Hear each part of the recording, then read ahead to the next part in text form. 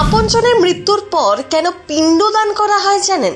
দেশের অনেক জায়গাতেই করা হয় এই কাজ, কিন্তু গয়া কোন কারণে পিণ্ডদানের জন্য বিখ্যাত?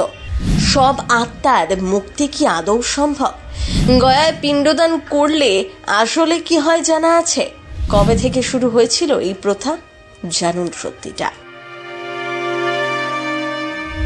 হিন্দু বিশ্বাস অনুসারে পিণ্ডদান মোক্ষ লাভের একটি সহজ এবং সরল উপায়। যদিও পিণ্ডদান দেশের অনেক জায়গাতেই করা হয়, কিন্তু বিহারের ফল্গু উপকূলে অবস্থিত গয়াতে পিণ্ডদানের বিশেষ গুরুত্ব রয়েছে। কথিত আছে, রাজা দশরথের আত্মার শান্তির জন্য ভগবান রাম এবং তার স্ত্রী সীতা গয়ায় পিণ্ডদান করেছিলেন।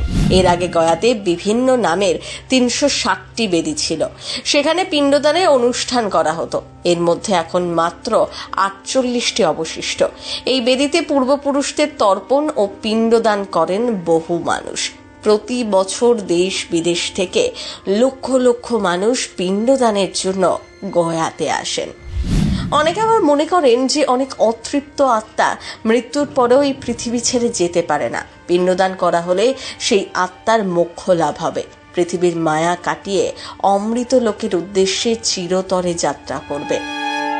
পিতৃপক্ষে পিণ্ডদান করার জন্য বিশেষভাবে উপযুক্ত মনে করা হয়। পিতৃপক্ষী আত্মারা উত্তর পুরুষের হাত ধরে জলপান করতে পৃথিবীতে নেমে আসেন।